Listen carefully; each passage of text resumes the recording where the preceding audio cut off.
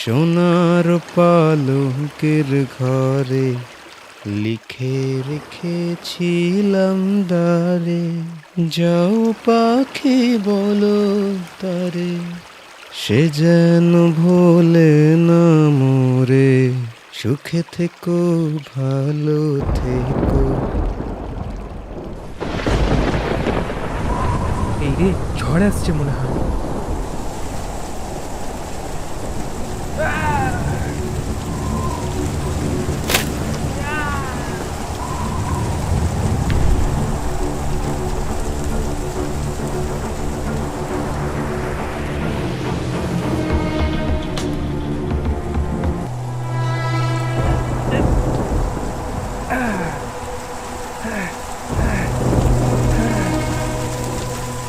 কেউ আছেন?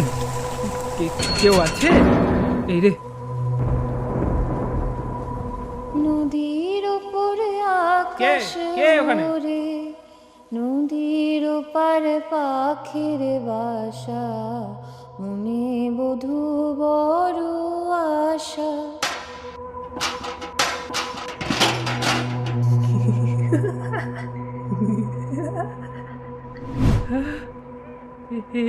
এটা তো আমি।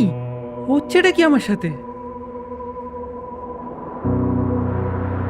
কে আছে এখানে? তুমি এসছো?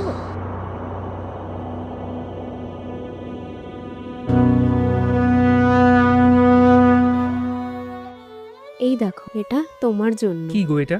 দেখো দেখো, কি সুন্দর। তুমি কি জানো তোমার জন্য কত চিন্তা হচ্ছিল? আমার কি হবে? তুমি আছো তো আমার জন্য। মনটা যে খুব ডাকছিল গো, মনে হচ্ছিল যেন এইবারটা। তোমার বাবার যুদ্ধের নীতি খুব ভালো, কারোর হারানো অত সহজ না। আর আমি ঠিক তোমার কাছে ফিরে আসবই। কিছু বলবে? বিয়ে করবে আমাকে? মহারাজা মানবে না গো আমাদের এই সম্পর্কটা। আমি আর তুমি একসাথে অন্য কোথাও থাকবো? চলো না, এই যুদ্ধ, এই রাজত্ব সবকিছু ছেড়ে আমরা পালিয়ে যাই। আমি হলাম সৈনিক গো, সৈনিকের ধর্ম রাজাকে নিজের প্রাণ দিয়ে রক্ষা করার। আমি তো পালিয়ে যেতে পারবো না গো। গান শোনাবে একটা? সোনার পালঙ্কের ঘরে লিখে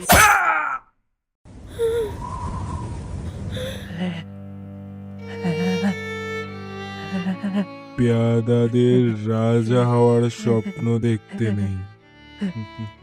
বাবা, ওকে ছেড়ে দাও, ওকে ছেড়ে দাও। ও কোনো স্বপ্ন দেখেনি, ও কোনো স্বপ্ন দেখেনি বাবা। সব সব আমার ভুল বাবা। আচ্ছা বেশ, ছেড়ে দেব। তুমি চাইছো যখন ছেড়ে দেবো।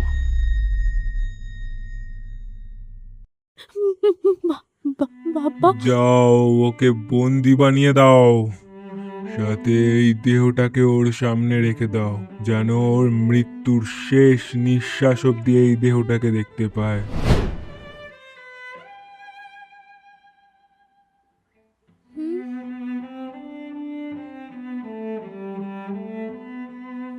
কত বছর আটকে ছিলাম আমি জানি না এখানে। আমি অপেক্ষা করেছি, আমি জানতাম তুমি আসবে। ঝড় থেমে গেছে, এবার বাড়ি যেও সাবধানে।